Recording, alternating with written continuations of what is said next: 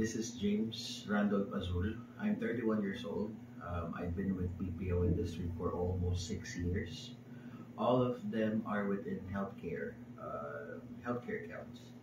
I started BPO way back 2017 as an insurance representative. I've been handling verification of benefits, pre-authorization, and eligibility.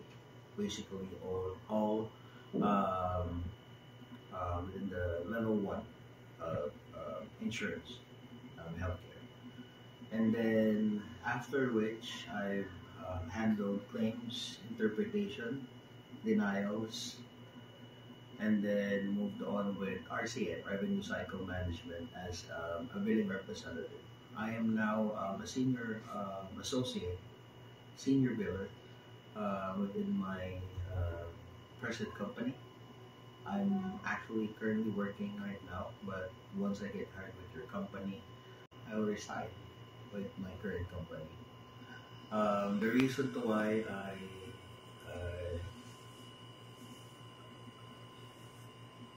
the reason to why I applied at your company because of, well, initially it's work from home. That's actually my only reason for applying at your company. And